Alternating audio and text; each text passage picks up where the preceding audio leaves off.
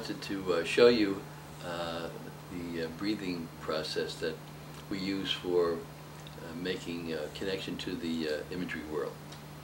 And in fact, the whole technique of doing imagery practice.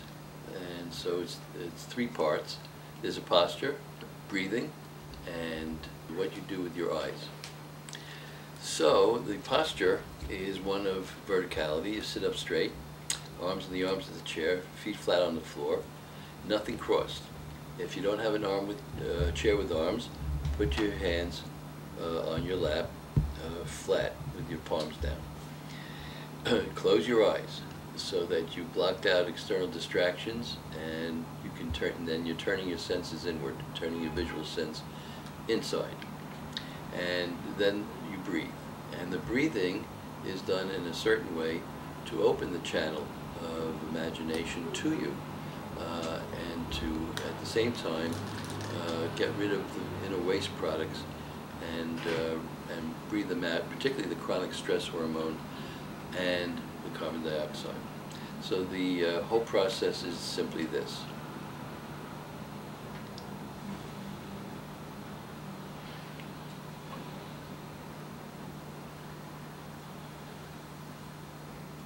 You notice that I breathe out longer and slower than my breathing in. I breathe out through the mouth, I breathe in through the nose. As you'll find, for example, in the Encyclopedia of Mental Imagery, you will discover that throughout the course of this vast number of exercises, that breathing is a common accompaniment, because obviously the breathing makes us quiet, calm, peaceful, relaxed, centered, and focused, and getting rid of the waste products. And in doing so, we want to, and will indicate, to breathe out a certain number of times. And the number of times will be indicated by the number plus an X, which means times. There are icons to help you along to familiarize yourself with the whole notion of closing your eyes, breathing out, and opening your eyes at the end of the exercise, and so on. So it's done simply this way, 3 times.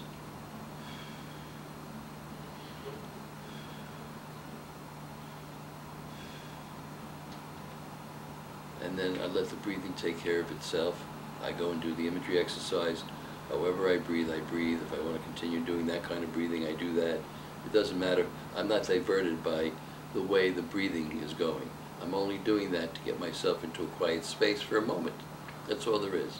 At the end of each exercise, as indicated in the book, as you'll see, you breathe out 1 time before opening your eyes. So the transition is made easier from this inner process that you're doing to coming back into the everyday waking world. So at the end of the exercise,